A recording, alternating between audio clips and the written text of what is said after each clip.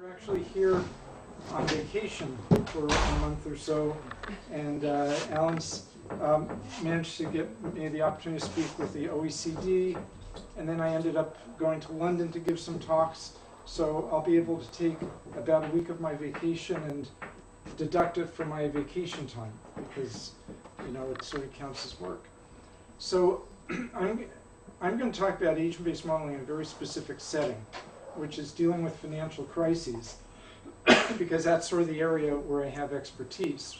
I spent my career in risk management, first in investment banks at Morgan. I was in charge of risk management at Morgan Stanley, and then at Solomon, and then I was in hedge funds, Moore Capital and Bridgewater, and then after the crisis at U.S. Treasury and Securities Exchange Commission. And then I'll go through at the end some applications of this that I think are fairly broad-based as ways of dealing with financial crises. So let me first give you kind of an overview of risk management and how it's progressed over time. And I assume people here are more focused on complexity issues than on financial issues. Is that fair? Okay. So the key in finance, there's what I think of as 3 stages to looking at risk management, what I call version 1.0, 2.0, and 3.0. Version 1.0 is something where some of you may have heard of before, value at risk. The essential idea is you look at the variability of your portfolio over the past 1 or 2 or 10 years, just based on prices. You see that tends to move up or down any given year by, say, 20%. So now you can get a one standard deviation, 2 standard deviation, 3 standard deviation bound on what might happen in the future to your portfolio. And that approach is very standard, and it works well if the future is drawn from the same population as the past. But everybody noticed at 2008, not surprisingly, that was drawn from a different sort of distribution. People were giving risk managers a lot of criticism, although if you were in risk management, you would know that this version 1.0 method wouldn't really apply in the case of a crisis. So people went to what I call version 2.0, which was doing scenario analysis. So rather than saying, let's look at the past, it was, let's take a particular shock. We could say, what will happen to your portfolio if interest rates go up 100 basis points? What will happen to your portfolio if equities go down 10%, or your bank, or your institution? So this is pretty easy to do, because if you have $1 billion exposure to equities, then if I give you a stress of 10%, then you know you'll lose $100 million. So the stress testing that's been done is static in the sense that it says, given your portfolio as it stands, if this shock and only this shock occurs, what will be the result? And a prominent way that this is being used is in what are called stress tests for banks, what's called CCAR, C-C-A-R-A-R. Now the problem with this is if it's just my portfolio, probably I can stop there. But what if the scenario I have leads Goldman Sachs to lose $5 billion, Citibank to lose $10 billion, and Morgan Stanley to lose $13 billion? If that happens, I've got to ask, and what happens next? Because these banks will start to hoard capital, they'll reduce loans, they'll start to sell their portfolios, and that's going to have ripple effects in the market. So when you have actions that change the environment, which then lead to new actions, you have to use some sort of a dynamic approach. And the approach that I'm using is called agent-based modeling. And as you'll see, I'm not applying it in a theoretical sense. We actually use this in what we're doing in the University of California, and my objective actually is to be an evangelist for it, to have it used more broadly among big pension and sovereign wealth funds. Now, I'll give you a sense, you already know about agent-based modeling probably, but just to make sure we're on the same wavelength, A standard approach that I use when I'm trying to explain agent-based modeling to people is its approach for traffic, where you have cars that are agents, an environment which is the roadway and the subset of the roadway and other agents that any one car can see. You have the heuristics, where some of the agents speed, others go slowly, some keep on changing lanes. And then you have the dynamic, where somebody goes in the left lane and goes slowly. The car behind it has a heuristic of wanting to go fast, so it changes lanes and speeds. But because it changes lanes, the car behind it has to slow down, and so on. And so the basic idea is you draw agents from the distribution of heuristics that you have. You pepper the roadway with the agents, and then you let the simulation step forward period by period, say second by second. And then you do it again, and you do it again. And then you can get a distribution so that if you're trying to model, say, what'll happen if I put an off-ramp here versus after the hill over here, what's the distribution of congestion that I'll get? So that's really the approach, and it's simple. You have agents with heuristics, they tend to be heterogeneous. You have an environment which, importantly, each agent may see a different environment, and then it acts according to its heuristics, and then you have the interactions which change the environment, which then changes the nature of what the agents do. So a lot of it has to do with interactions driven by heterogeneous agents.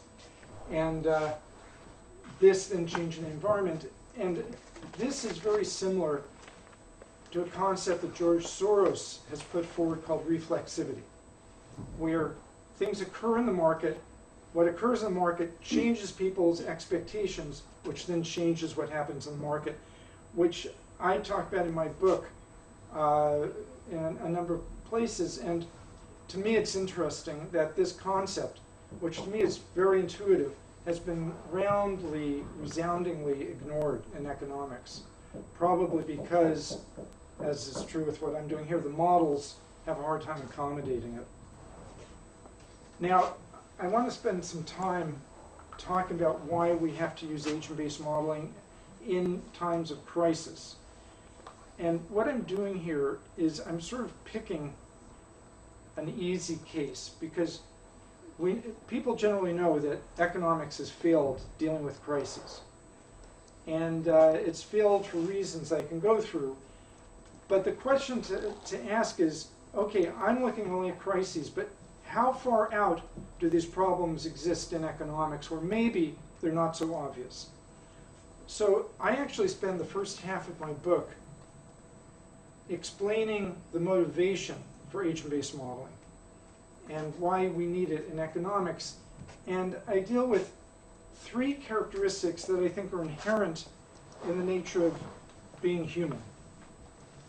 When we're human, we tend to interact. Our interactions alter our experience, which then changes our context.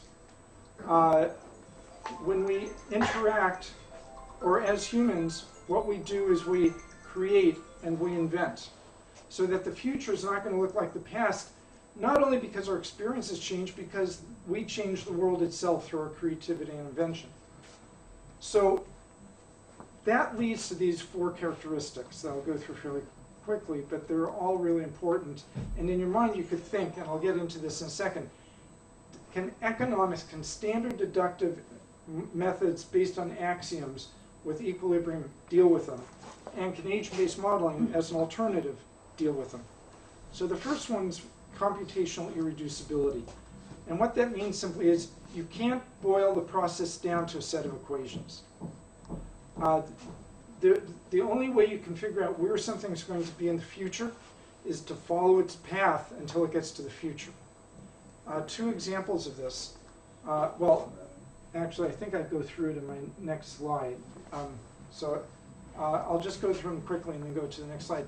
The next one is emergence. We interact with the environment, and because we interact and we're heterogeneous, we can all be going around minding our own business and do what we think is reasonable, but the end result can be emergent phenomena, stampedes, or other sorts of crises, or something as simple as all the fish suddenly going in one direction, then suddenly shifting almost all at once in another, and the fish aren't behaving based on some grand, fish telling what to do, but the emergent phenomena from the individual actions becomes different and more complex than the individual actions themselves.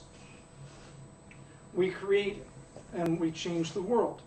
So almost by definition, when we create and invent, the things that are going to occur are beyond our current understanding. This isn't just a matter of, it could just be we don't know the probabilities, but it also can be we don't even know the states. And finally, because of all of this, and because we change from our experiences, the world is not ergodic. So an ergodic process is one essentially that if you're parachuted down 10,000 years from now, everything will kind of look the same. It's a stable process. Every state at some point is going to get covered.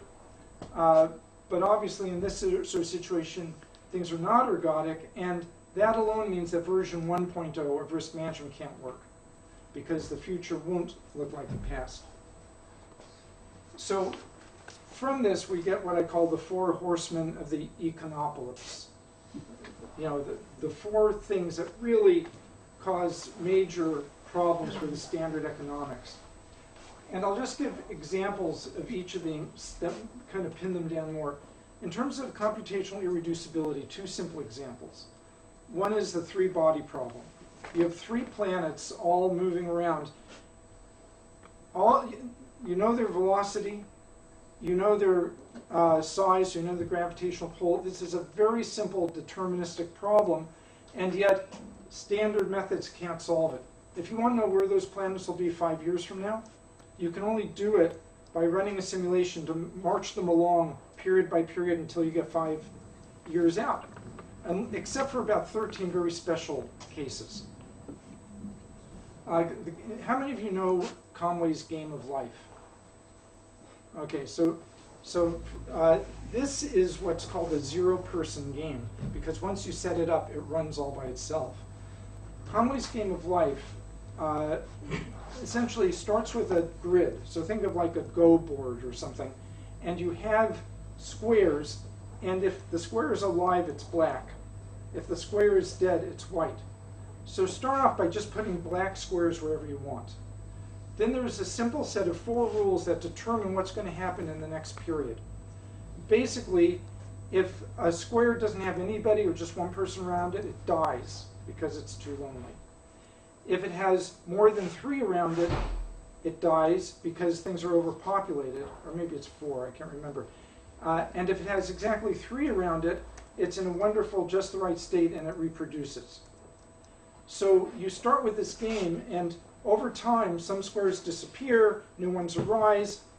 This is a very simple agent-based model. You have agents, black squares are agents. Their heuristics are based on 4 rules. And as the environment changes, they change in what they're doing. So this is a game that, it turns out, is also computationally irreducible. If you start with any pattern of squares, again, with a few simple exceptions, I can't get a formula for you that will tell you where it'll be X number of periods in the future. I can only get you there by going through those N periods to get there. So the point is, if those simple cases are computationally irreducible, you have to ask, why do we think that in the world as we have it, it isn't actually computationally irreducible? Emergence is obvious. Traffic congestion that we see in the highway. Nobody wants to create congestion, and yet it occurs even though everybody's following their fairly reasonable rules. Or you have the Hodge, where it seems like every other year there are stampedes that kill hundreds or thousands of people. And sometimes what's the Hodge? Oh. Can you explain? Oh yeah, the Hodge is the period when people go to Mecca. Okay, pilgrimage. Yeah, and we had in 2015, 2,500 people die through a stampede. And sometimes it's as simple as a bus arrives and a new set of people is merging into a group. Or it might even be, although we can't observe this, but it could be something simple as somebody stops to tie their shoe. You know, and this propagates out in ways that, of course, nobody really wants to occur. Radical uncertainty, in my book, I use literature to some extent as examples, because if we're talking about being human, literature gives us a good guide to that. There's an author, Kundera, who wrote The Unbearable Lightness of Being. He started out, he was going to title it The Planet of Inexperience, because the idea is no matter who we are, where we are in our lives, we are inexperienced to what's going to go in the future. If you're a teenager, you have no clue of what you might be when you're 40 years old. When you're coming to old age, for you, it's radical uncertainty because you have never experienced what that's going to be. There's another author, Borges, who's an Argentinian short story writer who has a lot of wonderful stories that relate to these issues, and I deal with a lot of them. But he has one called The Tower of Babel. And the Tower of Babel envisions a library of volumes where every volume is 210 pages of random letters and spaces. And so in that, but every possible combination.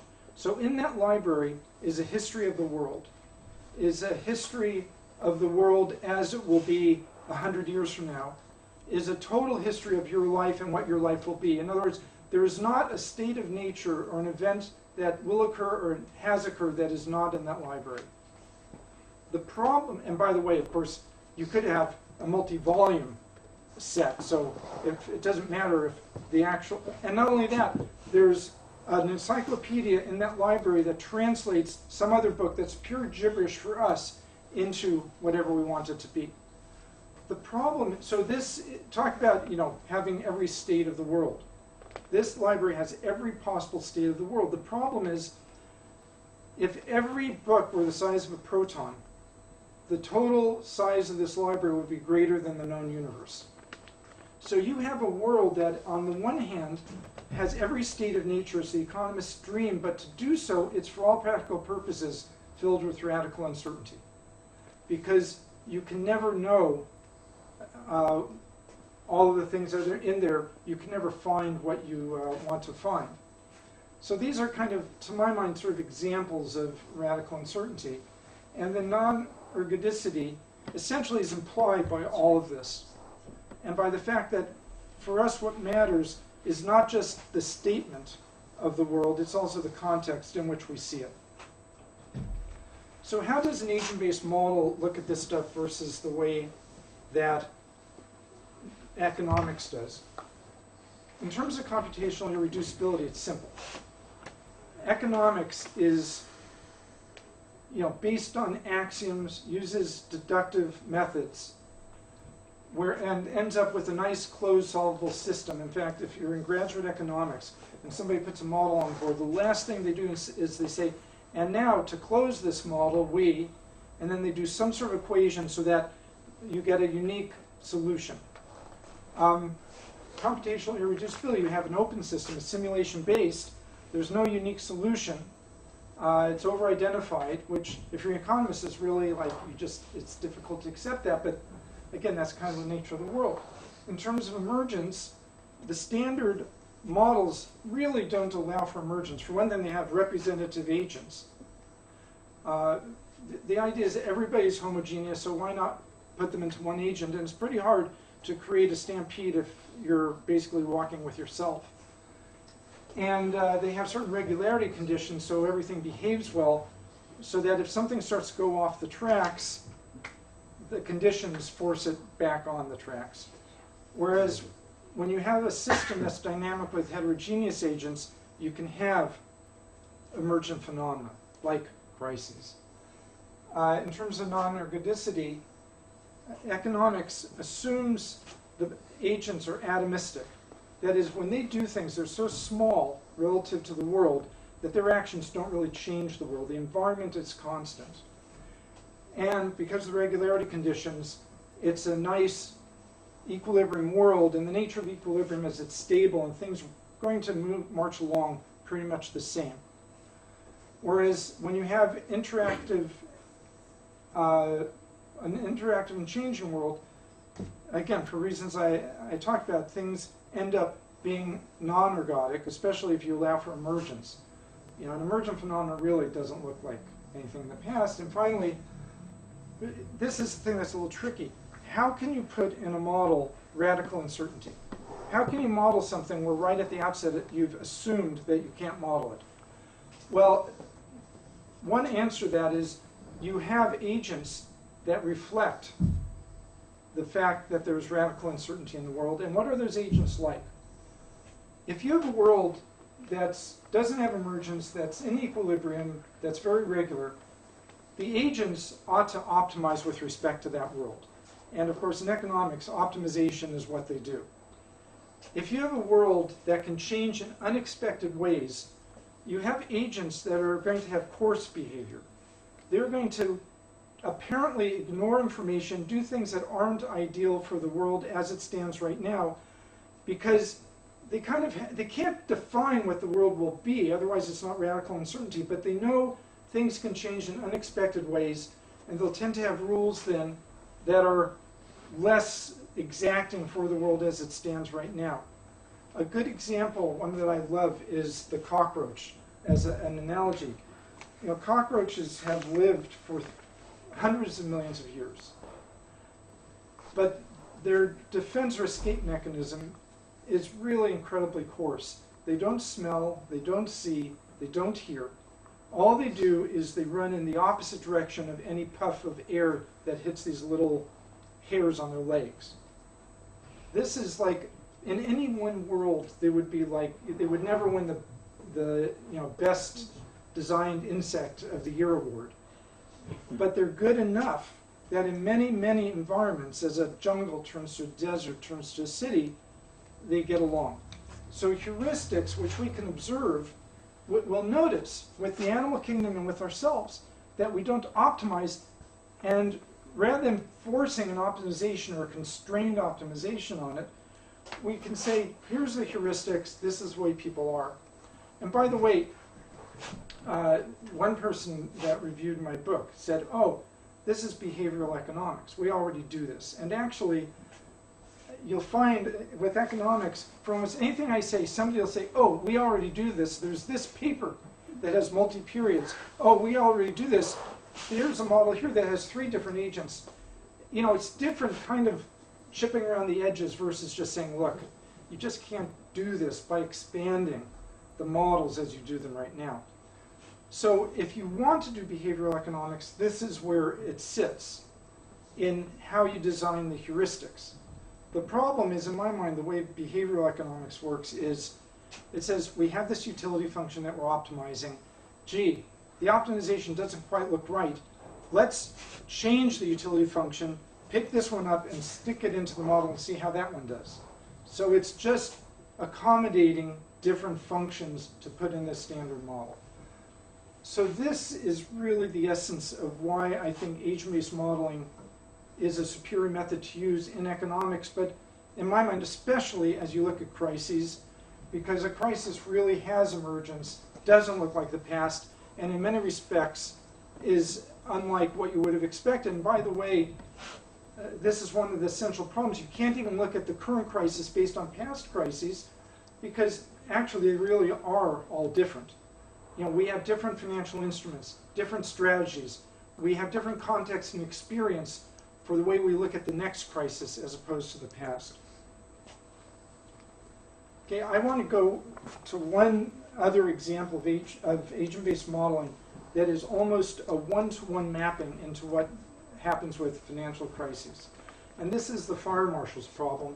Just like with traffic, agent-based models are applied to the problems of fire because both traffic with its congestion and fire with the panics and stampedes have a characteristic of emergence that really requires this type of model of feedback. So what is the fire marshal's problem? It's basically if there's a fire, how many people can get out in time? and I'm going to constrain this number of people in the building accordingly.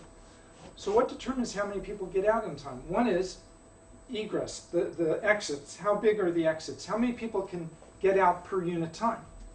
The other thing is the flammability of the building. How fast will the fire spread? So how much time do people have to get out? And then finally, the crowding of the space. How many people have to get out, right? So how many people have to get out? How much time do they have to get out? How many can get out per unit time? You've sort of solved the problem. So it sounds like kind of a very simple problem. It's almost not even physics. The problem is people don't walk out single file. So you have to model the way that they tend to jam into each other. The exits might actually shrink because of people falling in the exit and so on. That's where the agent-based modeling comes into play. And actually, it's really interesting. In agent-based modeling simulations of fires, one thing they discovered is if you put a pillar about 3 feet away from the exit, people get out much more efficiently. Now, you know, in a pure, like, just thinking about it world, you say this is absurd because you're just blocking the exit. But what it really does is it creates sort of a laminar flow so that people go around the exit. And I don't know if you have this here, but in New York, when you get on an escalator for a subway, they put a barrier before the stairs to the subway. Essentially, there's this big railing that goes out. It's taking the role of the pillar to force more of a laminar flow into the escalator. So how does this relate to finance and to crises?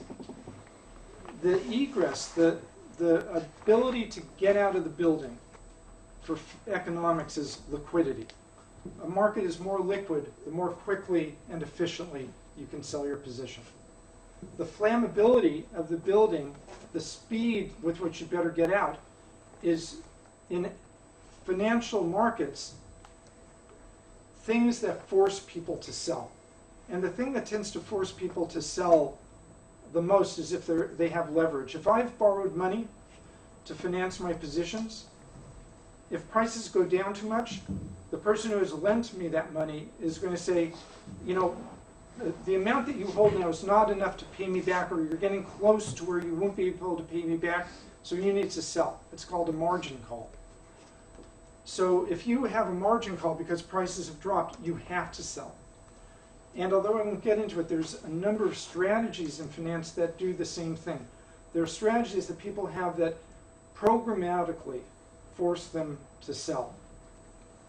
So that's the flammability. How fast do you have to get out of the market? And crowding is nothing more than the concentration in the market. If you have some asset and everybody holds it, but for everybody it's 0.1% of their position, what's going to happen? If people have to, why would anybody have to get out of something that's 0.1% of their position? That's not concentration. Concentration is when you have a set of people who have a big position in something, and if they are also leveraged, there's a situation where they have to get out, and when they are forced to have a margin call, they're going to have to sell a position because they have so much of it. So these are the things that really are at the center of any sort of a model that tries to deal with crises. Now let me go through the basic crisis dynamic. This is to finance the dynamic for people getting out of a burning building or whatever. In finance, you have some sort of a shock. Either some market drops by 10%, or you have a funding shock. Somebody says, I know I lent you money, so you could buy some stocks, but for some reason, I'm not going to lend it to you tomorrow. I want my money back today. Now you have to sell. So either of those things forces prices down. When prices drop down, what happens? If you're leveraged or you have any sort of programmatic strategy to get out when prices drop, you're selling. If you sell, and there are a lot of you that are selling, there's a big flood to that exit because of concentration.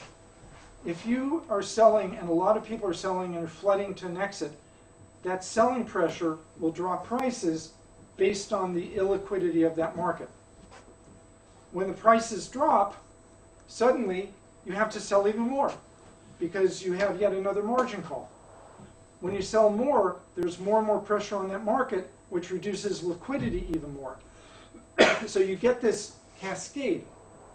The next thing that happens is, if you have to sell an asset and the market essentially is disappearing because so many have to sell and nobody's on the other side, there's this illiquidity, what do?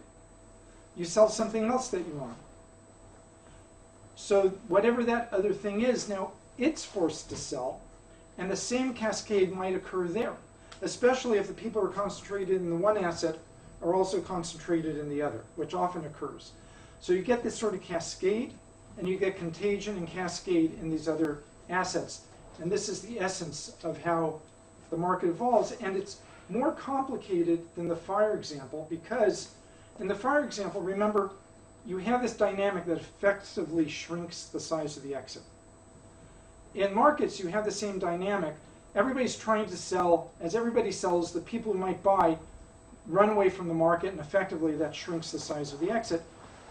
But in a financial market, the flammability also changes because new entrants come into having to force themselves to sell. Now, I'm going to go through a simple stylized example to give a flavor for how an agent-based model would work for a financial crisis. Then I'm going to bring some reality to it, because in my view, the key with an agent-based model is that it operates in a real world with defined agents. My book is called The End of Theory. And the reason it's called that is the axiomatic deductive approach of economics is founded on economic theory. I would argue that the agent-based modeling and similar approaches are not founded on a theory. They're founded on a pragmatic simulation approach that makes sense given the way the markets work. So this example has three assets, A1, A2, and A3. It might be equities, mortgage-backed securities, treasuries. It has two hedge funds, hedge fund 1 and 2. The nature of hedge funds is, in real life, the nature of them is they're leveraged, so that they're in the position where they may be forced to sell. And you have two bank dealers who make markets but also tend to have leverage, and these are just banks that also have trading desks like a Morgan Stanley or a Goldman Sachs. And then you have a cash provider. They're the ones who provide the funding. They get assets that they hold. They give you funding, but the assets they hold are collateral, and if the value of that collateral drops, they will reduce their funding. So here, let's say that we have a 10% drop. Yeah. Where do the collateral come from? It comes from the actual, so if I'm a hedge fund and I have $100 million of equities, Okay. and I want to borrow another $100 million, I'll give my $100 million, I'll put it in an account where the cash provider can sell it if things don't go well, and then they give me the loan.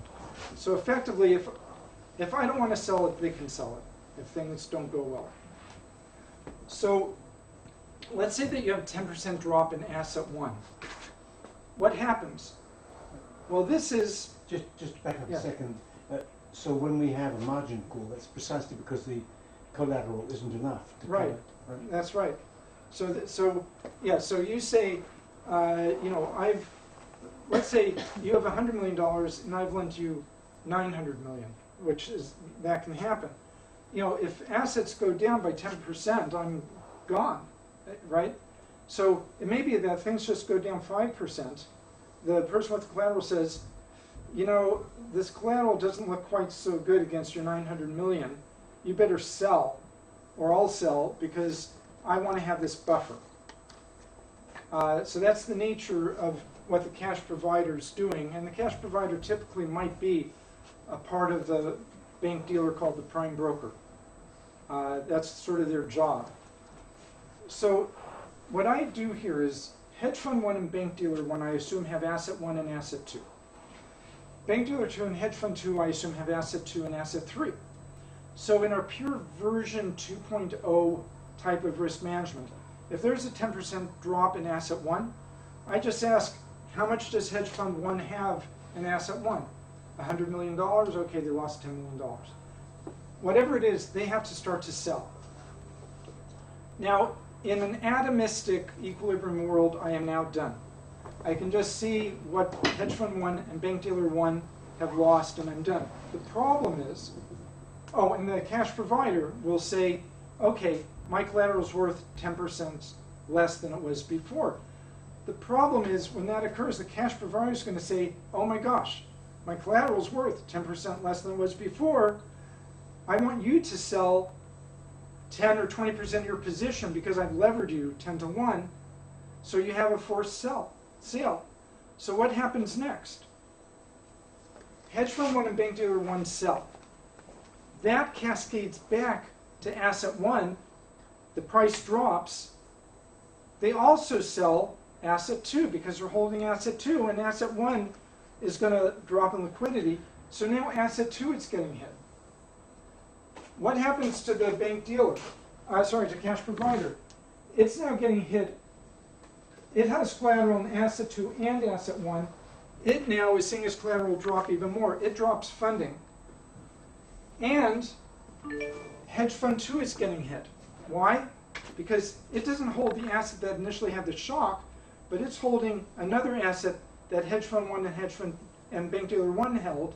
So suddenly it's getting affected. So you can see the world's getting more complicated. You know, the basic idea of this picture is to say life was fairly easy, everybody was connected, now it's getting pretty bad. If we move forward as time progresses, it gets even worse. Because now hedge fund two and bank dealer two are involved. Why? Because they had asset two and they were depending on collateral from the cash provider. And now asset three is getting involved. Why? Because hedge fund two had asset two and asset three. It has to sell. It's going to sell some of everything it has. So you basically have had something where it started in a simple way over here and washed gradually until it embroiled the whole market. Now the thing that's interesting is, if you're a fund that holds just asset three, when you first see this happening, it's like, why does it matter to you? You're in European sovereign wealth bonds, and this is Asia, where the problem is. You're just unrelated. The problem is things cascade until there's a collateral damage where you can get affected even though you had nothing to do with where the initial shock was. So this is the flavor of what's going on with agent-based modeling, and I think even if you just have passing background with economics, just the fact that economics is founded on the assumptions that I mentioned, you can see where it's missing this point, and this is the essence of a crisis. Now I'm going to inject reality into the picture. This picture is, I'm not going to go through this, and you don't really have to see it. What it's doing, though, is giving you a feel for the complexity and the realities of the financial system. We have cash providers, bank dealers, cash borrowers. The bank dealer does a whole lot of things. It's prime brokerage, funds, financing, it does trading, and so on. So a bank dealer, you know they're really complex. And they really are. A bank dealer really has a whole bunch of sub-agents doing different things. The cash providers are of all sorts of types with different relationships with the banks and so on. The point is that the financial system is not something like, assume there are N banks and K assets and N markets. It's not that simple. It really has a lot of different components and different agents doing different things. And it's not even this simple, because we don't have one bank dealer, we don't have one hedge fund, we have a whole set of bank dealers, and so on. So if you're thinking of representing the financial system as a bunch of nodes called banks, with links between them, it's hopelessly simplified. So the main message here is that if you want to really deal with actual crises in the world, you need to model the world. And the world has actual agents. It's not N banks. It's Morgan Stanley, Goldman Sachs, Deutsche Bank, UBS. We know the banks. It's not like we have to develop an axiomatically based model that will solve for financial crisis on Mars. You know, so if you have, given that we know the details of who the agents are, how leveraged they are, what sort of positions they hold, if you're not including that information in your model, then you're ignoring the essence of what matters in the real world. And I'd argue that this is the critical characteristic for agent-based modeling. In my personal view, if you've got an agent-based model and you maintain it as kind of anonymous agents, you're missing the essence of the model, because it has not only the ability to deal with complexity and dynamics, it has the ability to use the actual agents that exist in the real world. So let me go into reality. It's too bad, well, we probably don't have time anyway, but I actually could go through the model that we really use. But we have an agent-based model. It's kind of, look, it may be a beta version, it's not perfect, but we do have the actual agents in the system. We try to get information on liquidity, leverage, and concentration. It's run on it's really an industrial strength model in some respects. We're using a programming language called Go, which Google developed and is a wonderful language for parallel processing. And you can sort of see how this is parallel processing rich as a system. I think somebody calls it, I can't remember, it's like embarrassingly parallelizable. And then, well, you can see these other things we do. I think the key thing is it runs on the Amazon web. We can pull in as many servers as we want. You can run it in France or China. And I'll tell you why that's important in a minute. And anyway, so this is the way it works. So although we're not financially oriented in this group, I realize that. I want to get to the specifics of this particular application. So I'm going to show you some things that we look at and that we analyze. So the first thing we do is we do kind of what you do with the roadway. But what are the key things that matter for us? Illiquidity, leverage, concentration. We can't get a great read on where any of these are exactly, so we want to kind of look for a region of where they might be.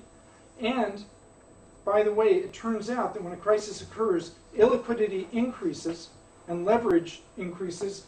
So over time, we can tend to move in this direction.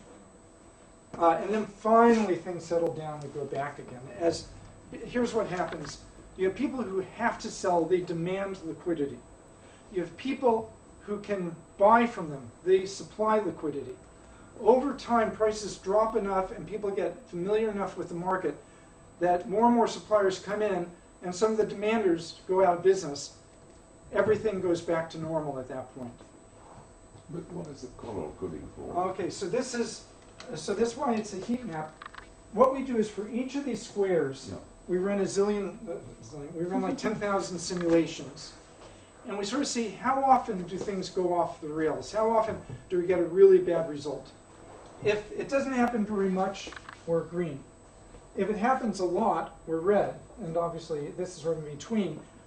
These are not, the coloring is kind of spotty because we didn't do a million simulations. You know, if we did, the more simulations we did, the more uniform this will probably be. But the key is that what we want to do is, first of all, I say, where are we right now? Where's leverage and liquidity right now? And maybe we're not exactly there, but given measurement error, we're someplace around here, everything's fine. But if some shock occurs that we don't even know about, but say something bad happens, how far are we away from this cliff that's kind of yellowish? And if we go over that cliff, how far down is the drop? How far bad is the red? So the first thing we tend to look at when we're looking at crisis risk is for the world as it stands right now in terms of leverage, liquidity, and concentration, which we're not showing here, but that's another dimension, where are we? You know, if we're like here or here, then what we'd say is we're really worried. We're going to reduce our exposure to this, to the market, or to the to the markets.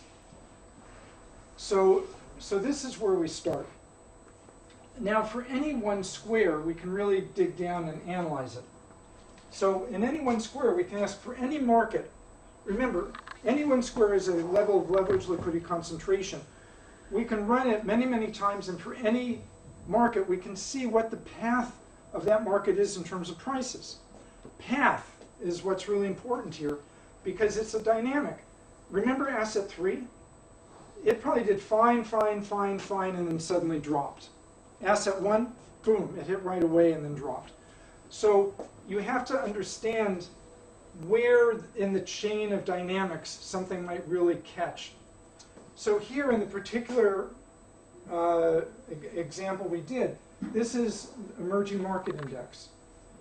This cone is kind of like the 95 percentile, and anybody who's looked at risk management will see this dark cone looks just like value at risk. It goes up with a square root process because volatility moves with square root, and everything's nice and symmetric.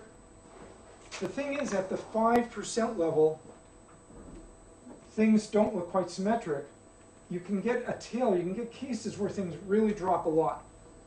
And you notice it's not symmetric, and it's not like it drops right away, because the shock is such that the emerging markets are way down the road, but emerging markets by nature are not very liquid. And so if they do get embroiled in the crisis, they can really cascade down. Now, one thing that's really important in this is, if you have heard much about financial markets, if you've read, there's a guy, Nassim Taleb, who has a book called The Black Swan. You've heard the notion of fat tails, right? A fat tail is, instead of having a nice normal distribution, things can happen that are really extreme. The problem is, if I, as risk manager, go and say, okay, there's fat tails, what am I saying? I'm saying nothing more than, gee, something really bad can happen. That's not really very informative.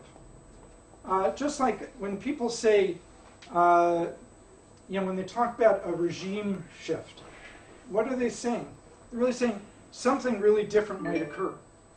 Unless you really put a structure on it and can understand the dynamics, you're not doing that much in my view.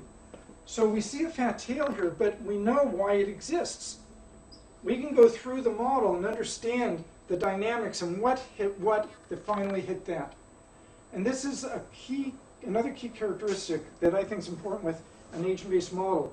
Unlike, say, AI processes that are being used now in Silicon Valley, there you have all these hidden layers, literally hidden layers. Input and output occurring, you can't really figure out why in the world that's occurring.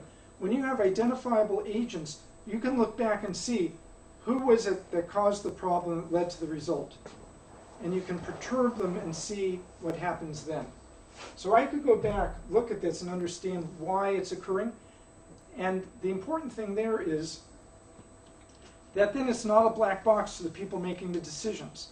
So the way people actually operate in finance, if there's a crisis, is you get a bunch of people around a table who are all very experienced and senior. And they essentially are going through stories and narratives. They're saying, okay, why did this happen? Well, Goldman Sachs, from what I understand, had a really big position. They started selling yesterday. Yeah, and I heard from UBS that they're starting to have, and so on. And you kind of develop this story, this narrative. That's how the agent-based modeling works. It can be overlaid on the table with what everybody else is doing and fit in with the way people actually operate. Now, we can do one step further. Remember version 2.0 where you have a stress, you put a shock into the system? Remember how I said it's static? It's like that's the end of the story, but really, if it's big, it's not the end of the story because it propagates out. So here what we do is we do a stress. We're still here. Nothing's changed in the world as it stands now. But we have a stress, and I can't remember what the stress is here, but it's something like a value shock where everybody says, oh my gosh, given what Trump's doing and so on, the economy, value investing is going to not do well, we're going to get this drop and so on. Well, now you get another heat map, but it's a lot different than this one. Because you have a stress, you're a lot closer to where things can go bad. You're here, things are not very good for you if that stress occurs even here. But now, you're a lot closer to the cliff, and my bet is you could find out, if this were a little richer in terms of color, that if you get over here, it's a lot further down the cliff. So what you're doing here is you're saying, here's a stress, think of the examples I did, here's a stress, let's play it out as it hits asset 2, as it hits asset 3, as it works its way through. And you get this sort of analysis. And you can do the same thing for all the assets underneath. You can see, for asset 1, in the example I did, boom, it's down right away, it gets worse and worse and worse. Asset 3, nothing, nothing, nothing, now it gets hit. You can see, if you work through for just the square where we are right now, this will be different for each square. This thing here, the purple, is what we stressed. It has a hit initially, but it's a fairly liquid market. And so it has initial shock. It doesn't have much problem after that. It doesn't move down much. But it induces people to have to sell. They start to sell other assets. And you can see some of these assets go down at different times. Some of them go down really severely, and so on. So you can look at this path. Now, here's the thing that's really interesting, and another point that I think is important with agent-based models. You can't backtest for agent-based models for crises, because you don't have a lot of crises. We don't have the data for past crises of leverage, liquidity, and concentration. And those crises are different. Different strategies, different instruments, different reactions based on experience. So how can we know if our model's any good? There's two ways. One is we can at least test for the agents to make sure that we are properly representing the agents. And we can look at the results and see if it basically looks right in different ways. And these are called stylized facts. You say, I think that if there's a crisis, we ought to see a couple of hedge funds fail, but we shouldn't see 80% of them fail. I think if there's a crisis, prices ought to drop, but they ought to drop more in less liquid markets, and prices generally shouldn't drop 80%. So you can have just general common sense things that you look at. So you can look at all these things and start to say, does this seem right in a common sense way? And this is not very satisfying for people who are coming from an economics approach where you can use history and do parametric, econometric testing. But it kind of is what it is because of the nature of the world and how we act. So essentially these models can be evaluated the same way that people around a table looking at a crisis are evaluating what's going on. And more broadly, in economics anyway, the notion of using, quote, stylized facts is the standard of how people do things. So for example, if you have a model of markets, some things that people think about markets is they have fat tails and they have autocorrelation and volatility. A big shot in volatility one day is likely going to have a big shock the next day. So if your model doesn't do those things, then you sort of wonder what's going on. So this is essentially what we do. Let's see. So last slide. Just to kind of give a sense again of what we're doing as we use agent-based modeling within dealing with financial crises. Develop a scenario.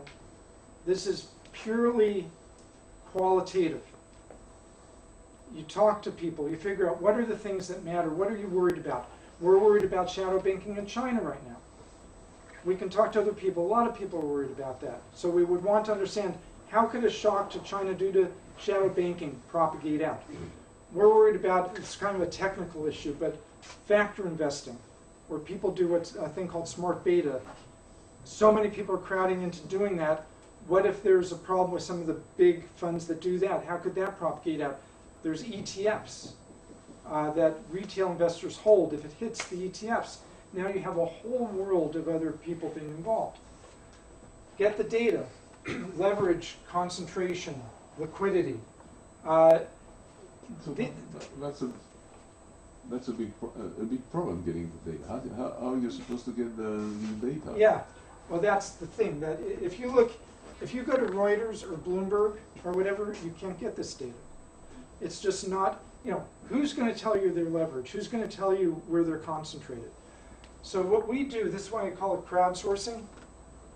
We're a big fund. Where I work, we have $110 billion, which sounds like, that's crazy for a university, but it's both the endowment and the pension, and there's 250,000 employees in the University of California system. If we go to a bank and ask them questions, they'll answer us because we have a lot of market power. So either directly or indirectly. So if we want to know what's the liquidity for this market right now, we can go to Morgan Stanley and ask them, if a lot of people go to the exit, do you think, I'm not going to ask them, what will you do? But I'll say, do you think that the people who are the big market makers will be ready on the other side? What do you think will happen to prices? And they'll tell us, and of course what they tell us is largely reflective of what they're doing, but they won't put it in those terms. Yeah, but what about the Chinese guys on the shadow market? No, yeah, so there you have to go, so the further out you go, but it's still the same thing. What you would do is you would find people where you have a relationship who then either are involved themselves. So if we go to a hedge fund, we can ask the hedge fund, what's your leverage? And maybe in a general sense, where are you really focused? What are your strategies? Where's your concentration? As you go to a place like China, you have to ask HSBC or other groups that kind of know. And so the information is less and less precise. Well, none of this is precise, but that's the way you have to get it. And that's another thing, too, that we actually are getting data that by and large is qualitative because we're talking to people. If you put a questionnaire in front of a hedge fund or a bank dealer, it's like, first of all, it sounds so official they won't want to do it, but they just don't have the time. They just don't want to do that. But if you just get them on the phone, everybody gets them on the phone, everybody's asking them questions, they can give you the information, and we take that qualitative information and convert it into quasi-quantitative. When we talk about liquidity, we say to ourselves, on a scale of 1 to 10, how illiquid is this? And we may not get it right. Is it a 6? Is it a 7? But the direction also matters. If suddenly it goes from a 6 or a 7 to an 8, that's significant. We've now moved to a new square. So the data is a critical and difficult thing. And then we integrate it into the investment process. And I think this is where simulation methods, agent-based methods that deal with the real complexities of the market fit in better because, just think about it. If you're a senior person around the table, and there's a quant where you sort of throw pizza under the bottom of the cubicle and some number comes out the top, you put that number on the table, they don't have a context for it, they don't know what to do with it. If you're looking at the same agents, the same entities they are, the same problems they are, it's easier to get into the narrative that people do, but with a basis that's really consistent. And you're kind of pulling it in the same way that you're pulling in the sort of data people are talking about when they get around the table. Nobody around these sorts of tables is asking the question, well, do we think this distribution has a fat tail? Do we think it has much kurtosis? They just kind of know the nature of these things in these more qualitative terms. So this is essentially how we're using this model. Now getting to the data, the other thing that we're doing, and I get into this somewhat in a sort of oblique way in the last chapter of my book, is we can get information, because we're fairly big. If we could get other really big pension funds and sovereign wealth funds involved, and they are asking their people and pulling in even more information, this gets better and better. The analogy I kind of like for this is it's like weather prediction. Von Neumann was one of the first ones to help out with weather prediction with an old UNIVAC computer back in the early 50s. And the first predictions that they did, they could predict weather one day ahead, but it took them 24 hours to do it. So you could have just said, okay, this is stupid, why are we doing this? But everybody, of course, knew that this was an improvable process. So it may be that what we're doing right now is only like, it's got to be better than nothing, but it may not be very far, but you can see how it's an improvable process as you get a better sense of heuristics, add more agents, get better data, have more of a way of testing it. So what we like to do, and the reason this is on the cloud, is we want to go out to big sovereign wealth funds and other pension funds and say, here's what we're doing. We can explain it. This is not hard to get. You can use the system just like we do. All we want is you to add to bring data into it. And the reason for doing this is that, think about these dynamics. What is it that keeps these dynamics going? It's that there's nobody on the other side to buy the positions that these people have to sell. If you could get enough people to supply liquidity, you'd be done. Why don't they supply liquidity? Because they see this cascading contagion happening and they just want to go after the sides. They don't want to get involved. They don't know what in the world is happening. If you could help them understand what's happening, and they say, I get it. It started here. It's propagated here. I can see who's in trouble and so on. Prices went down 10%, 20%, 25%. You know what? I'm going to buy because I understand what's happening. It's down 25%. If I buy now, if and when things go back to normal, I've made 25% on my money. And I'm a sovereign wealth fund or I'm a pension fund. I have tons of capital. I have a long time horizon. I'm not leveraged. I can sit here for months if I need to. But the very fact that they have enough information to go in and buy is going to dampen the crisis because they're supplying the liquidity that's necessary. So the end result of this, I think, has great social value. Because if enough people feel like this type of a model can help them make good decisions and they're willing to put capital into the market, it becomes a means of really reducing the risk and the severity of crises. And that's kind of, where, if the world goes really well, I think this can end up. Okay, so to open up, I don't know how much time we have left. I don't know if I took too much time, but there are questions. No, that's fine. Okay, questions, objections. Just two short questions. One about the tools that you are using. So you are doing some distributed computations with some software that you are developing. Yeah. And this software are for multi-agents. They are open software. You publish these codes. It could be reused. Yeah. Well, right now, it's all, as I mentioned, it's all written in Go, which is a computer language, like it would be like Java or Python or whatever. What we're going to do is to these groups, the pension funds that we're going to work with, the model is going to be available and may be open. We're not making the model totally open. And the reason is sovereign wealth funds and big pension funds I think of as the good guys in the financial system. They represent actual people's assets. They're all very friendly with each other. They have long time frames. They're not trying to trade against people. The banks and the hedge funds I think of as the bad guys. They'll try to take advantage of things. Think of Goldman Sachs during 2008. They'll trade against people to force prices down. So I'm very deliberately trying to keep this approach among the people who I think can provide social value by using it and keep it away from people who could use it to game the system. So it's not something that I'm really making open so that, say, a Citadel or a Bridgewater could use these methods. They also won't get the data. And don't you think finally they will get some equivalent models? Yeah, so finally, if you're a big hedge fund or bank, you'll probably say, geez, I am talking about this. The problem is, for them, I think they will have a much harder time getting the data. If you're a hedge fund or a bank, because people know you can trade against them, they're not going to open up. If you know somebody's leverage and where they're concentrated, you can say, oh my gosh, this guy's 10 times leveraged and he's that big in this market. If I just sell that market and drop it 5%, he's going to have to get out and it'll go down 10 and 15.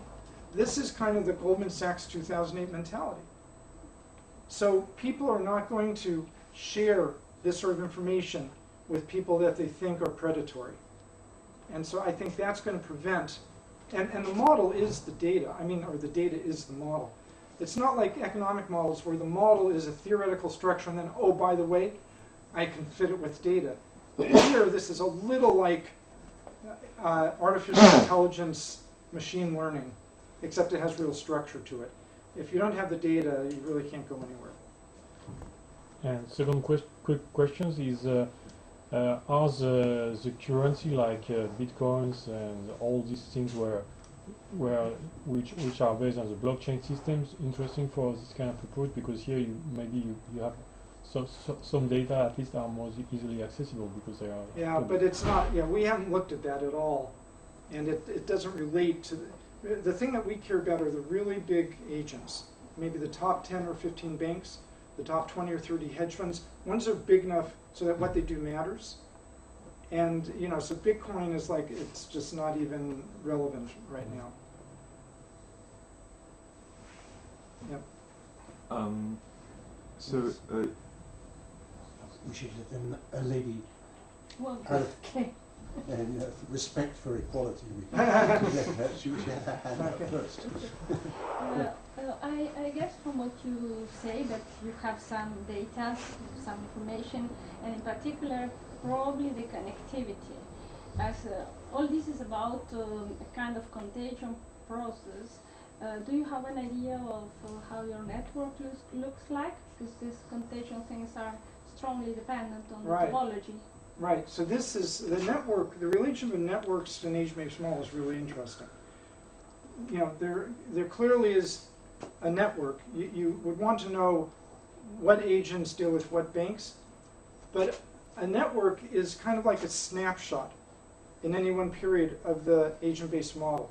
So every period, as you go from one period to the next, networks, well, actually all these agents are all here all the time, but what happens is period by period, the nodes change. Some of them disappear, some of them are just not as strong as they were before, and the links change. Some get strong, some get weak. So, it's true that you can visualize this at any period as a network with particular nodes of different qualities, different heuristics and so on, and different links. But you can't, maybe you know a field of networks that I don't, but it's difficult to develop a dynamical network that really finally looks like that. Well, you could, but it would be I think it would be an agent-based model finally in some other guise. It's an agent-based model on an It is like a movie. Yeah, but so why don't you have the movie? You can do this as a movie. I've actually done it as a movie, but it's kind of cool, but it's hard to figure out what's going on when you look at it as a movie. What we do instead, do you know D3 visualizations system? So D3 visualizations essentially are dynamic visualizations. You move your cursor and suddenly things blow up. So what we can do is we can have a network, well, we do it as a movie actually in a way. You can touch your cursor to one node and the relevant links and other nodes pop up. So you can see if this gets attacked, where does it get affected? What links most to what? And then there's a slider. So if you think of, oops, wrong way. Oh, no, I was going the right way. Okay, let me try this again.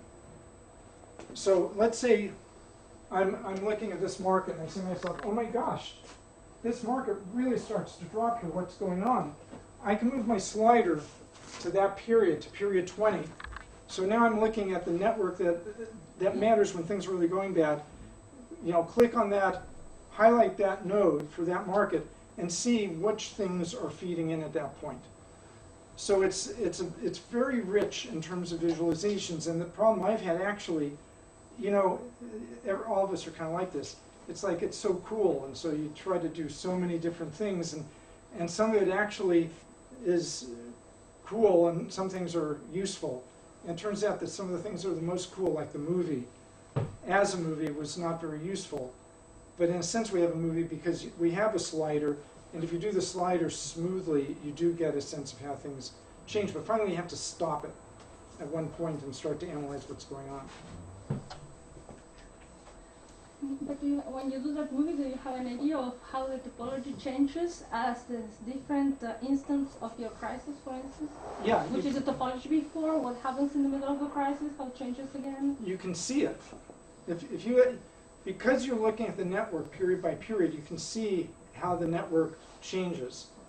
What I'm saying is, looking at the movie of just how the network changes doesn't give you the insight that you need to understand the crisis. You finally have to stop the picture period by period and ask questions.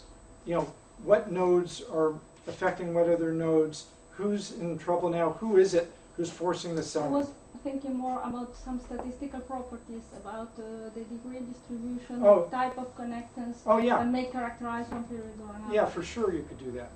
Yeah, because you do have the network period by period. So if you want to overlay any sort of an analytical representation of the network, you can do that. And the network is richer than what you just see, right? Because if you sort of highlight any one node, you can get all the information of what's its concentrated and what's its leverage. If it's a market maker, what's its liquidity. So each node actually has a lot of information. And we've tried to do things there also. You know, so you can have a node of a different size and a different color and all these different things to represent how leveraged is it. If it's red, it's super leveraged. How concentrated is it? If it's bigger, it's more concentrated. You know, all those sorts of things. And also, yeah, so another thing we did, but we stopped doing it, is you can give an indication of how much trouble any institution is in by having a bigger and bigger hollowed out area in the middle. So again, there's like, you know, all these cool things that you can do, and it's really a question of at what point is it more fun to look at than it is actually informative for your objective. I should give him a chance now. Thank you. I'd be interested in knowing how you approach the problem of how do you validate a model? Like, when you started with the equation-based models, and I think you said when you argued that those models can't even describe what's happening, but and you said you need to model the world, and you showed us that Yeah. graph with more detailed things, and I think it's. I agree that it's important to have models that reflect the complexity of the world. And the question is, how far do you go in the details? And can you could have that model that represents some complexity of the world, but because of that computational irreducibility, Yeah. you could add one more detail, and that could change everything. And how do you approach that problem? How do you say, I've reached the level of detail that is sufficient, or do you not do that, and do you take the different conclusions? What kind of conclusions also do you allow yourself to take out of your models? Well, you know, the thing is, there's some problems in complexity where you change a little teeny thing and it just totally, you know, goes in a different direction. If that's happening here, then you kind of have a problem. So this is another one of stylized facts. If this hasn't happened, but if I had the model and I did little perturbations and suddenly it ended up there versus there, I'd sort of say, you know, that doesn't feel right, because nothing in finance is that much on a knife's edge. So what we do is that type of thing. We try to make sure it has reasonable dynamic and statistical properties based on what our common sense view is of the way the world is operating. And also in terms of the number of agents. Just kind of my sense of how the world works is you don't have to worry about teeny regional banks. Almost any market is dominated by, say, 2 to 4 banks. And you don't have to worry about teeny hedge funds. If you have the top hedge funds, they're the ones who really will sell, and all the teeny ones, a lot of them are represented by some big ones, so there's kind of representative agent thing in there. So it's really predicated a lot on knowledge of the markets, and I'm in an unusual position because, you know, I've been in the markets for a long, long time. I've been on the bank side, the hedge fund side, and everything. So I kind of have a sense, yeah, you know, this is kind of makes sense. But the problem, which I mentioned before, is you can't, for crises, do any sort of backtest. You don't have the leverage, liquidity, and concentration information. And the past crises, there are not a lot of them around. And the world's different now. So, you know, it's not really super satisfying, but, you know, it has to be done based on what seems to make sense. And then the other thing, you know, how many agents put in? What if you add one more agent? Somebody could come to this model and say, oh wait, I'm going to do 200 banks and I'm going to do 1,000 hedge funds. You know, and I don't know. One thing's for sure, I couldn't get the information on them. So, you know, this isn't a perfect thing. And as I said before, it's over-identified. There's not a solution. So the thing is that I actually look at this as a different paradigm. I don't look at this as a new tool. I say there's economics like it's existed since about 1850 that's based on physics, on mechanistic physics that existed then, that has not even kept track with physics. You know, physics is willing, we were talking with Jean-Philippe, and he was making the point, physics is willing to just say, okay, forget this. For what we have to deal with now, we have to have a new sort of physics. And it's not like we're taking the old physics and tweaking things. Economics has never been willing to say, forget this. We've done okay with what we have up to a point. We now have to go to a new type of economics. What physics has gone to is simulation methods. But if you look at economic journals, there is nothing on simulation methods, really. It's all still either mathematical models or tests of mathematical models. So my feeling is this is really a different paradigm. This is to, you know, economics what some sort of new physics is to old physics. And with it comes a different approach to testing and to fitting, at least when it comes to issues like crises. Now, you know, if it's something that occurs over and over 1,000,000 times, then you're in kind of the world of machine learning with superstructure, because the age-based model has such structure, and you can do things differently. But where it really matters for crises is kind of like, you know, this new approach or paradigm brings with it a different mode of fitting and testing. So, when you run large simulations or even smaller simulations, one issue is what you measure. I mean, you have to figure out what makes sense. Are there certain quantities that have a better predictive power of what happens than others? Did you find new stylized facts, for instance, running your simulations? Yeah, so for example, do I see things that come out which you wouldn't have occurred to you before, that suddenly say, oh my gosh, this is a characteristic of the markets that people haven't recognized? I mean, predicting the regime, I mean, a lot of things depend upon the initial condition, and on the first step, often depend upon the initial conditions and the first steps of the simulation. So, are there quantities that you monitor that make sense to predict the asymptotic regime? Yeah, we haven't gotten there yet. I think that's something that you could do. This is all very new for us. You know, we're just now at the point that we have the data and can run it. Yeah. But yeah, you know, you'd think that it would be similar to what you see with economics, except now you could notice and say, when I see this sort of configuration, you know, leverage, liquidity, concentration, or where I see events or a network moving this way, that's characteristic of things blowing apart. Yeah, I think it may be possible, this gets to the network thing a bit, it may be possible that you say, wait a minute, the characteristics of this network as things move dynamically is such and such, and this is endemic of an instability in the system. That might be there. Can I ask 3 very quick questions? 2 of them involve economists, because one of the things you said from time to time was, I'm hit with a shock. And in a sense, shocks in this sort of situation are in fact endogenous and don't come. And economists love to have exogenous shocks which come from nowhere and hit the system. And I think that when you say that, people immediately think, so he's thinking like us, we have a model which is sort of sailing on and then gets hit by a shock. Yeah. So I have a slight objection to that in the sense that these shocks are really endogenous. Second thing is to do with what Gerard just said.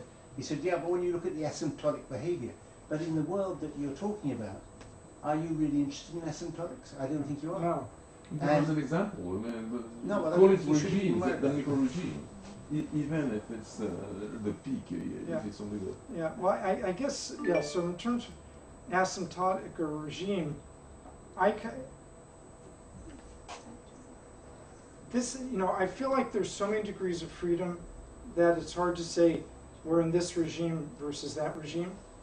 It may be that if you studied this enough, you could say, oh, there really is a particular regime where these characteristics exist, which is a suggestion of, us getting into some sort of credit problem.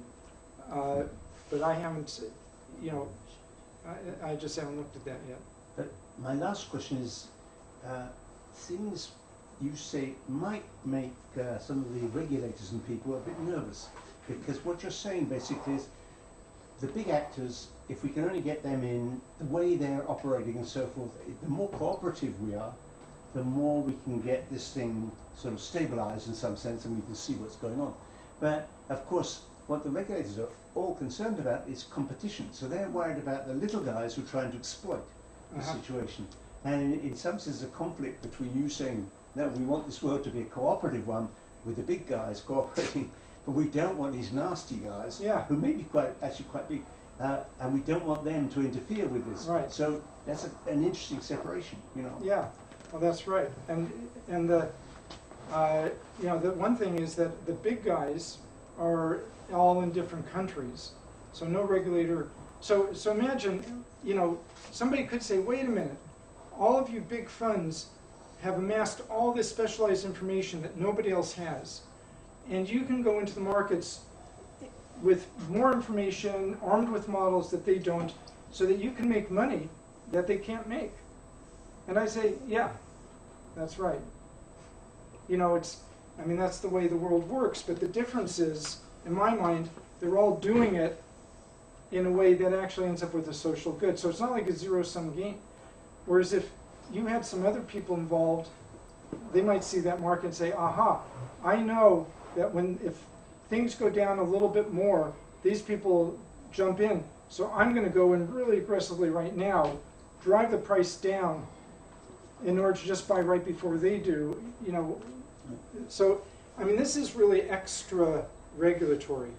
In my view is that regulators are so slow and tend to get into the process so late when things are just in dire straits because they worry about the whole too big to fail and moral hazard and that's just not the way to go, and that you get the big good guys, and they're making money, and as far as I'm concerned, it's fine if they're making money at the expense of banks and hedge funds, and in doing so they're adding stability. So there's kind of a little bit of a political bias, I guess, in the way I look at it. So you at the beginning you insist on the diversity of factors and the large number, but at the end you say that there is only a small number of them which really matters. Right. So isn't it possible to make a small system with only this small number of factors, or do you need the large number of small? You need as many agents or actors as can affect the market in a non-atomistic way. So you sort of have to ask, can a $200 million hedge fund really do anything of note? Do I have to add together 1,000 $200 million hedge funds, or is it all kind of diversified and just noise? I actually don't know the answer to that totally because I haven't studied it in what an economist would call an empirical sense. But my sense, and that's why we're saying the model up this way, is, again, if you get that probably the really non-atomistic banks, it's like 10 to 15. And the big non-atomistic hedge funds is maybe 20 to 50. And not only that, the thing is, there is sort of a representative agent thing in this in a way, because if you get a couple of hedge funds that are in particular markets and doing the particular strategies, there's a whole lot of little guys who are kind of doing the same thing, so they're sort of picking them up for free. And again, and then there's a lot of noise. So, you know, plus we're kind of constrained because we need to get information. So we may be able to get decent information on 10 or 20 or 30 hedge funds maybe. You know, we couldn't do it if we're talking about hundreds. So it's a matter of pragmatism also. But you know, the big problem with these, I think there's two extremes in the problems with these models. One is it stays as a theoretical exercise, in which case you're missing the point of what these models can do. Or people get carried away and they say, I have such big computers, hey, why don't I try to model each individual? You know, either extreme kind of gets you in a point that you can't get a usable solution. And so I'm trying to get something in the middle that's, you can get the data and have it be usable and maybe get you 10% of the way there. And this gets back to the weather issue. You know, now we sample at like, I don't know, it's like 8 different layers every square kilometer in populated areas. We get so much of a sample of weather information. You know, this wasn't where things were 20 or 30 years ago. So even with the increase in computer power, we also have a lot more data. But right now we're kind of, you know, maybe we're where weather was in 1955. You know, but you can see where, in principle, it can improve. Just on that point, something that had come into my head was that weather, though, once the weather never figures out that we figured it out. Yeah, yeah. And so you're almost sort of into a quantum economics situation where once you pass a certain threshold, the psychological reactions that are going to move into it are going to change. Yeah. And so we're almost talking about models that will only serve for a relatively short amount of time until they become. Yeah, so this is, No. I mean, there's a famous quote by Hagini, LTCM, which was a hedge fund that blew up in 1998. He said, you know, essentially nobody can trade against a hurricane. It's not like if a hurricane occurs, you can do things to that hurricane, whereas in markets, you can. And this is Soros's reflexivity point. And yeah, so it could be that as people get the models, that changes the way the world acts, which needs you to change the models.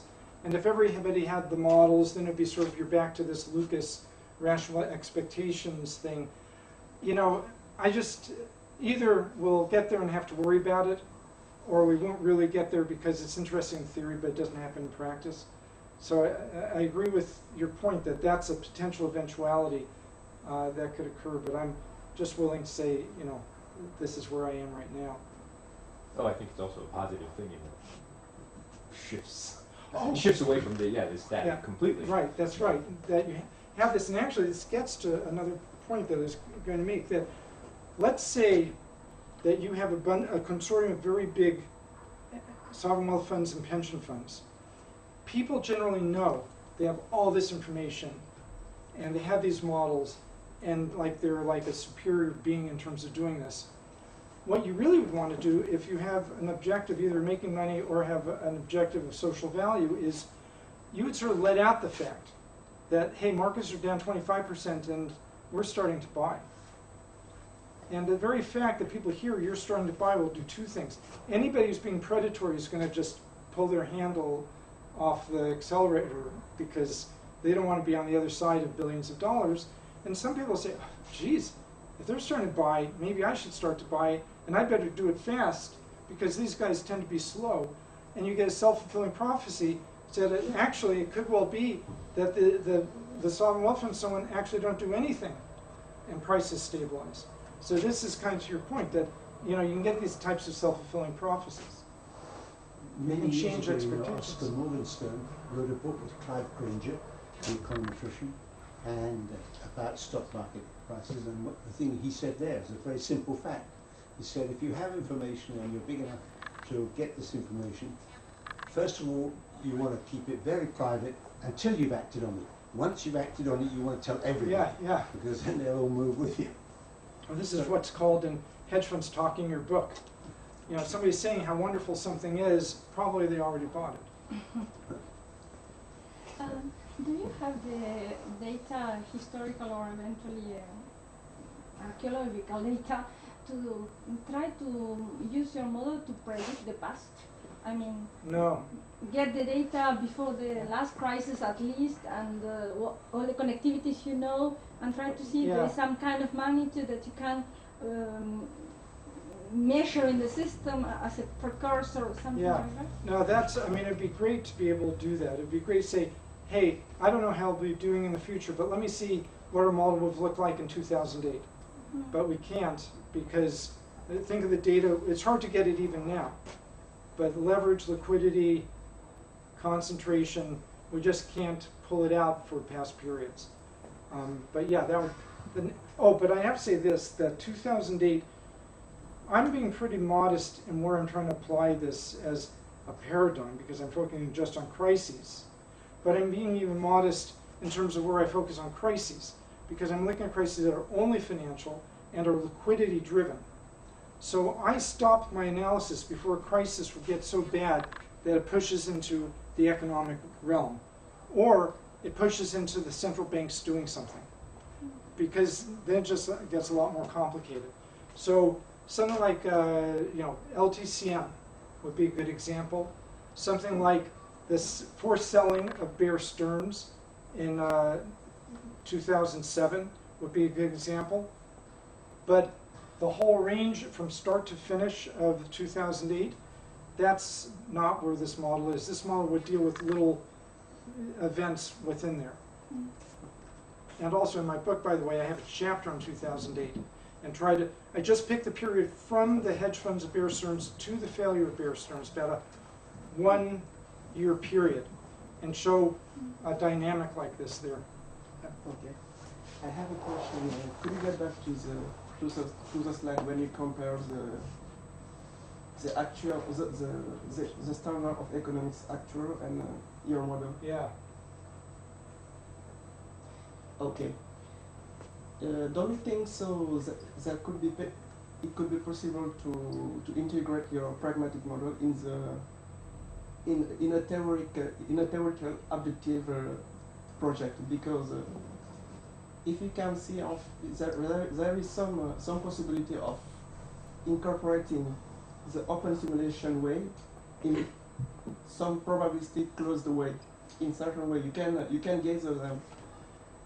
You will define the possible position no like some determinate way, but only in some probabilities.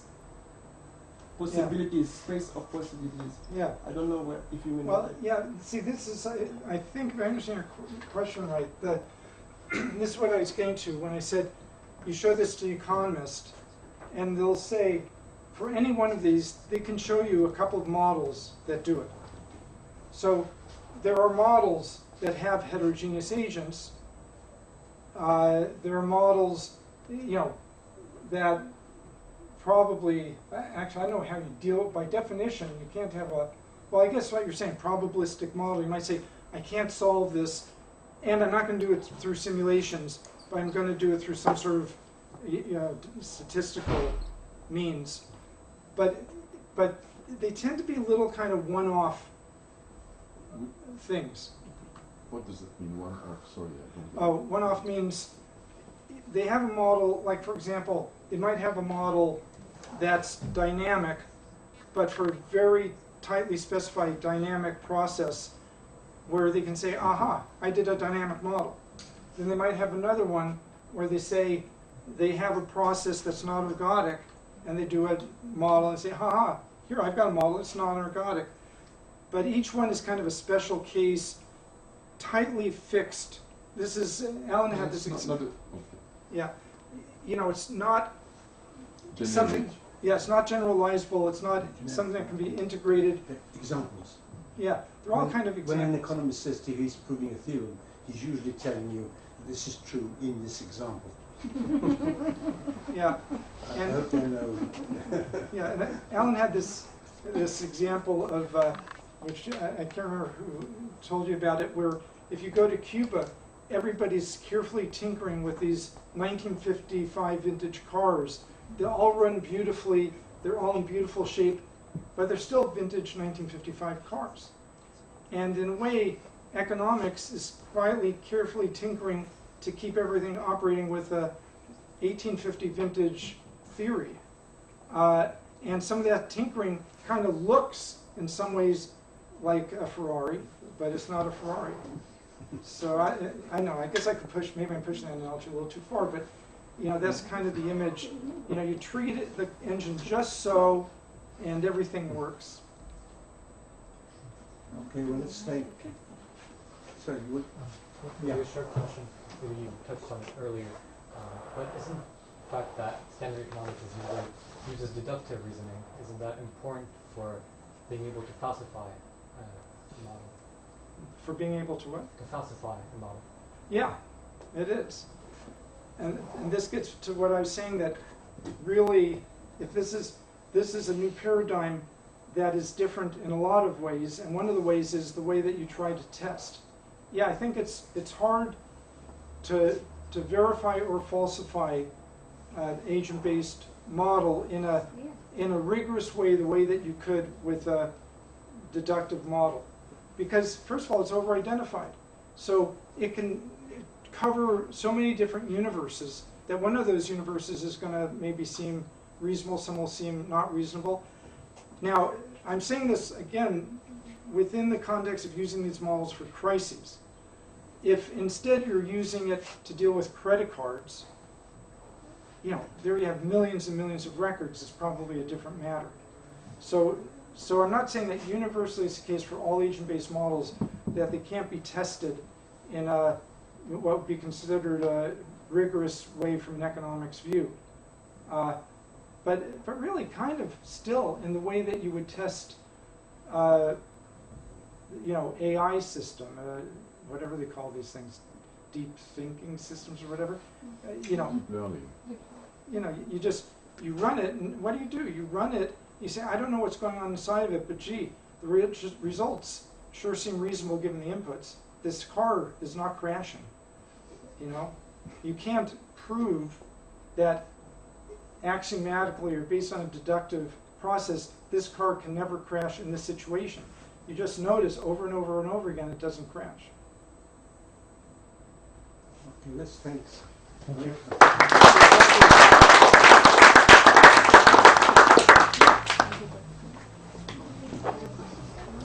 Merci beaucoup, David. Désolé. Yeah, thank you. Good to see you. So when do you go back?